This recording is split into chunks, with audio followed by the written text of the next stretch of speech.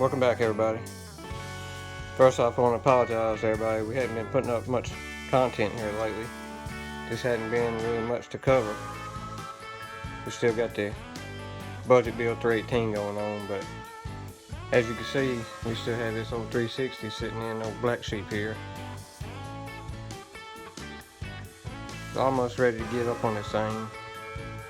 See, we started diagnosing it some more, so let me dive into it and tell you what we found. Okay, so after running a compression test on this thing, I determined that the number 6 cylinder was low on compression.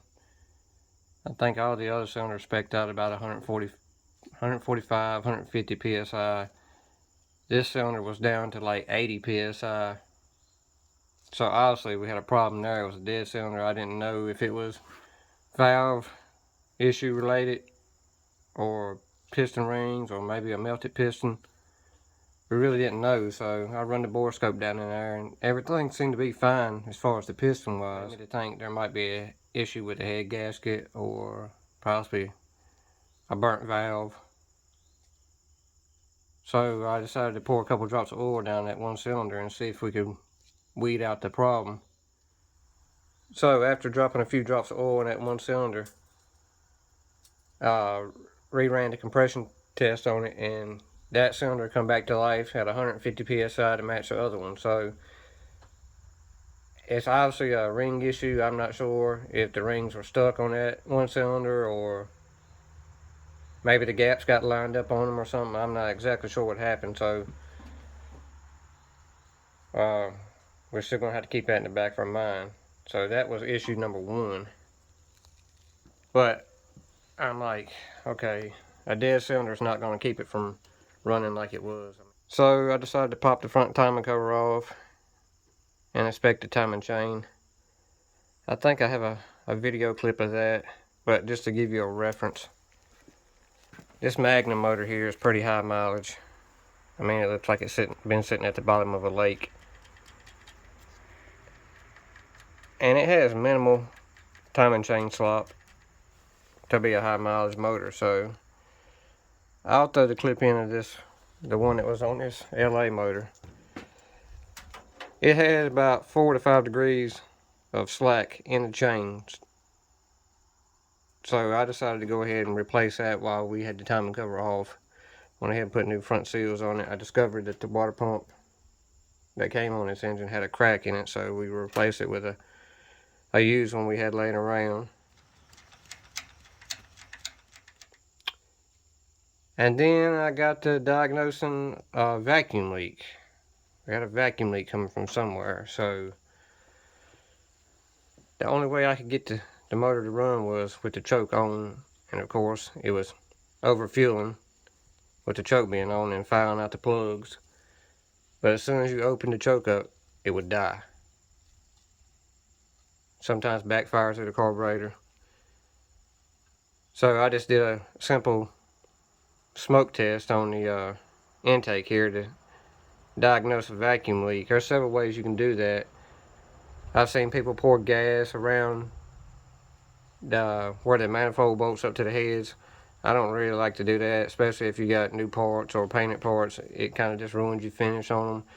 Not to mention that it's a fire hazard. It could possibly catch a fire on you. But for as a smoke test, you can buy a smoke machine. There's videos on making them. But if you got a simple transfer pump, like a siphon pump, you can pick them up anywhere. Just about Harbor Freight has them for like 10 bucks, I think. If you take like a cigar, any type of cigar, or a blunt or whatever, and stick in the top end of that thing, it pretty much becomes a cheap smoke machine. So you take, let me grab mine and I'll show you what I'm talking about. Okay, here's a transfer pump I was talking about. If you take a cigar, you can disconnect this line or leave it on. It doesn't really matter. If you take a cigar or some type of blunt and stick in this inlet right here, and then run your outlet hose to a vacuum port on the intake or you can stick it down the throat of the carburetor, but you're going to have to seal the carburetor off so the smoke doesn't rise back out. And essentially all you're going to do is light your cigar right here on this end and begin to pump it. As it does, it'll fill this line full of smoke, and if you got everything sealed up as far as the carburetor wise, it'll start filling that intake full of smoke. And if you got an intake leak, it'll become pretty evident pretty quick. So after hooking that smoke machine up, I discovered that we had an intake leak on the driver's side in multiple spots. So that was the source of my major vacuum leak there. And what I contribute that to is mainly we went with the steel type intake gaskets on this one. That's just because that's what they had in stock. Most of the time I do use the composite gaskets from Felpro, but I didn't really have time to wait around that day, so I took what they had on the shelf. That was a contributing factor. And also, if you look at these Speedmaster intakes, if you're running them on an LA motor, if you look close at that manifold bolt right there, you can see that the washer that comes on the factory intake bolts, it's kind of pinched off at the side right there. It's hitting the machine part where it's drilled for a Magnum manifold, and that wasn't letting it seat properly. Like the bolt wasn't completely bottoming out. After discovering that intake leak there, we went ahead and ordered the composite gaskets to go back on it. Took everything apart while I had the timing cover off. We did the timing cover. We did timing chain, all the associated gaskets with the timing cover, water pump, new front seal, and we went ahead and replaced those intake gaskets while we had it off. I was chasing my tail for about a week on this thing. I tried 3 different ignition systems, 3 different distributors, 3 different coils, 3 different sets of plug wires. This is all parts we had laying around for other Beagles coming down the line. So I knew, I'm like, the timing, as far as the ignition timing, is not the problem. I'm like 100% sure that the ignition timing is dead on. I quadruple checked it. So that led me to think there's another issue somewhere. So after doing all of those repairs, we did get this motor to finally idle on its own. It sounds pretty smooth.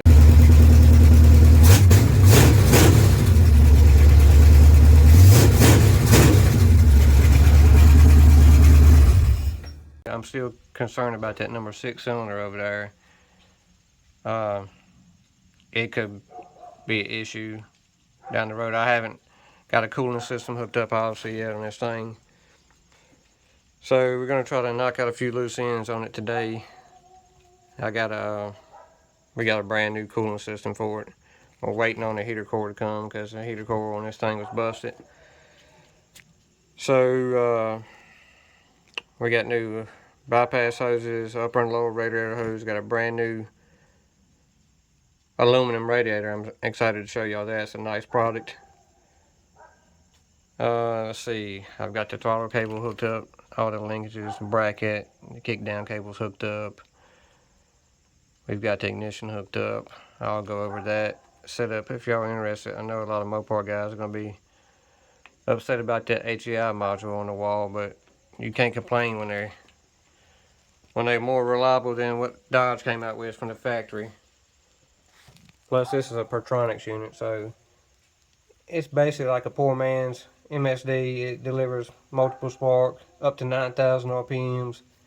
It's got a built-in adjustable rev limiter, so it's a pretty trick little piece. That ignition module right there was about 90 to 100 bucks, I believe, or at least it was when we bought it. So we'll go over that. I got to tidy up some of that wiring. That's all just temporary. I got to hook up the the alternator, wire the voltage regulator up. Let's see what else we got. Need to go over and check all the fluids on it one more time. I'm probably going to have to rejet the carburetor because in the process of troubleshooting this thing, we screwed around with the jets on the carburetor, so I'm going to have to do a plug reading on it and go from there, see what we need as far as the carburetor. And let's see, I gotta put this battery on a charge. Got some new terminals for the battery cables. I'm gonna try to get, as far as the interior goes, I got a lot of work to do in here. I'd like to get this seat out and shoot some more paint on this floorboard before winter time comes. Let's see, I'm gonna try to replace those gauges down there. I don't really like the location of them. Plus, that's just a cheap set of Harbor Freight gauges. Lucas went out and bought him a set of these Equus gauges. They're the black face ones. I had the white ones in my truck last year. I was really pleased with those, so I think we're gonna, as much as I hate to cut that little cubby hole out right there, we're gonna make us a template and mount the 3 gauges right there so they're easily visible. Let's see, I think he's got a tack in here we need to hook up. Need to do something with these speaker boxes. So we got a lot cut out for us today. I searched for a replacement radiator for these trucks, and the factory ones seem to be, well, not the factory ones, but the ones you can get from AutoZone seem to be about 300 bucks. So I got to digging around and I come across this company called Alloy Works.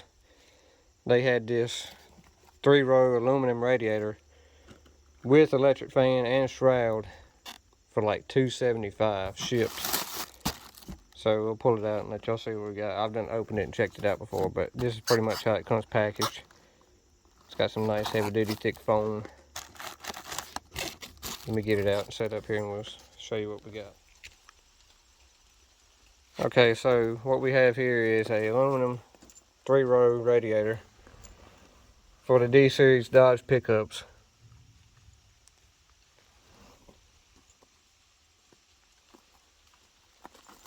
For $275, I'm very pleased with this. I mean, the fact that it comes with a aluminum shroud, electric fan, relay kit,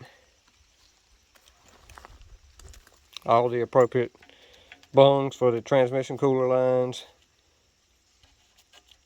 brass drain. It even has a billet cap, and most importantly, the overflow tube is located in the right direction. The radiator that was previously in that truck was, I'm assuming, one and a replacement from AutoZone or Advance or somewhere. For some reason, the overflow nipple was on the wrong location, and that just puzzled me. I don't understand why it was like that, but all the mounting locations seem to be in the right spot.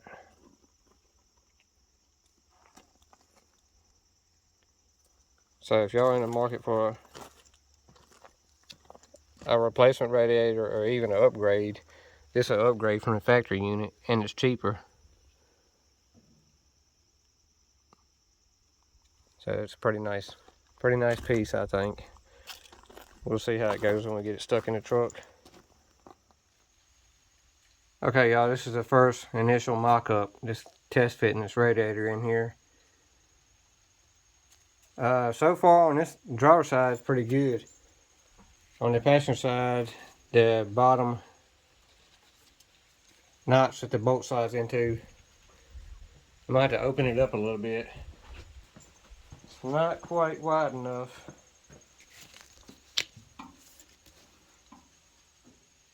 See, it's just barely catching on the corner of that bolt.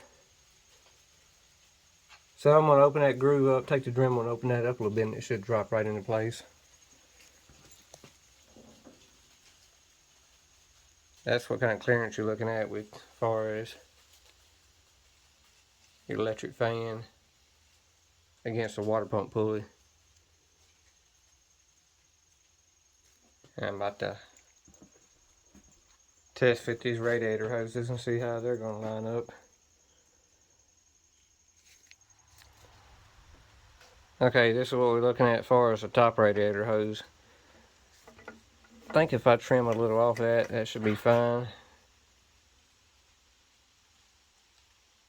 The bottom is going to be the same way. I'm going to have to trim some off the bottom.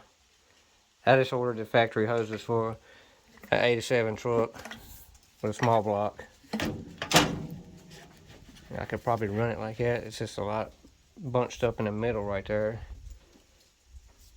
I think if I trim some of that off, it'll get that to go down some. Which it should still clear the hood. Yeah, it's got plenty of room to clear the hood. Plus the thermostat housing's not bolted all the way down yet. The bottom one, it's gonna need quite a bit of trimming off of it, but the shape seems to be fine. It has the right bends in it. So before I go to doing any of that and putting antifreeze in this thing, I kind of want to get those gauges mounted and situated so I can run that temperature line out here. Because I think I'm going to run the temperature line, the temperature sending unit in the back, port on the manifold, and I'm going to save this front port for the thermostat for the fan. That way I don't have to waste any coolant. So I think I need to make a trip to Lowe's or somewhere to get me some aluminum or either some ABS plastic so we can make a gauge panel for that dash cluster in there.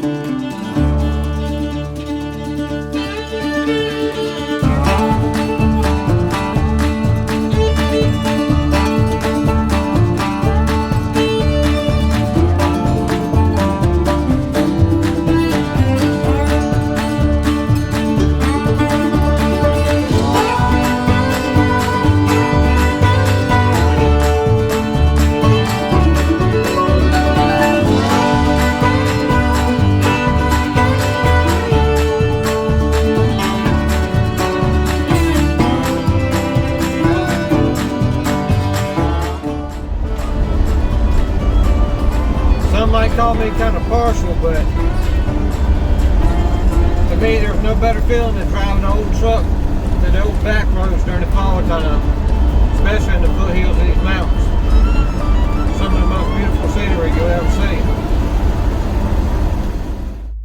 Okay, so I just ran in Lowe's and picked up this 8x10 093 thick piece of Lexan. This ought to be enough to make 2 gauge panels. One for Project Black Sheep and possibly one for Project Clifford here. So let's get back home and draw this thing up and show you how we're going to do it. Okay, give y'all an idea about what we're trying to accomplish here. Like I said, we got this 8x10 Lexan sheet from Lowe's. It's about $7 for this sheet. And the plan is to take my Dremel and cut out this cubby hole here. So that'll be the perfect width to fit three gauges and flush mount them in there with a panel.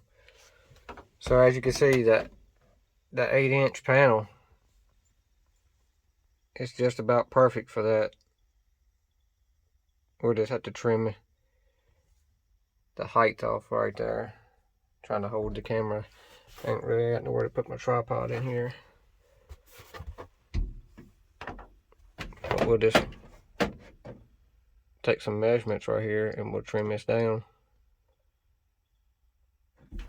And And then all we'll do is take the original gauge faceplate, turn it upside down, and lay it on there and trace our holes out. Trace our holes out and get those cut out, and then we can paint this or whatever we decide to do. We might sticker bomb it with race stickers or something, or you could just leave it clear. You can do this with aluminum or diamond plate, but we didn't really want anything too shiny to distract us from the gauges. So plus this polycarbonate, this Lexan is pretty easy to work with. So what I'm going to do is take this dash bezel out, and we'll take some measurements here and we'll get to cut. Okay, y'all bear with me. The shop is pretty much a wreck right now. I got so much going on.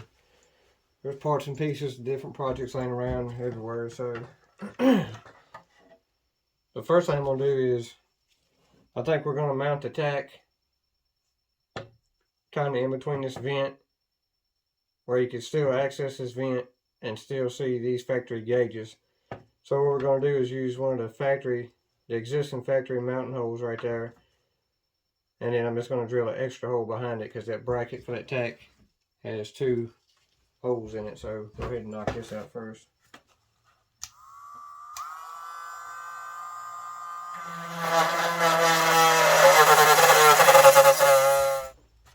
Okay, so what I'm going to do is I'm going to try to follow this contour around this with the Dremel, and then we'll go from there and shape it up.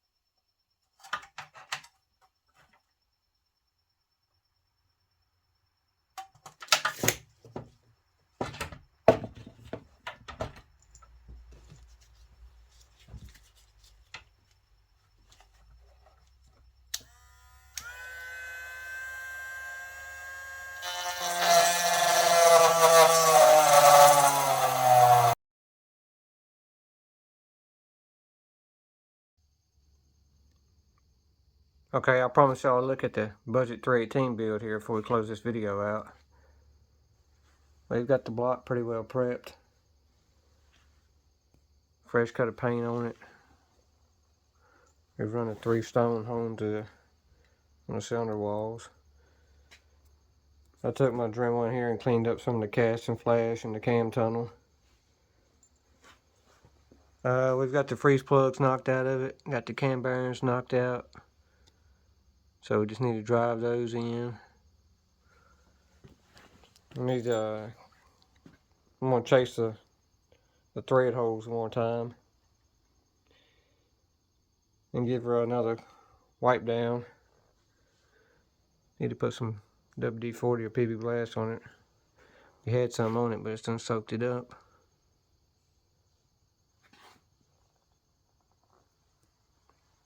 We got a stockpile of parts for this thing inside.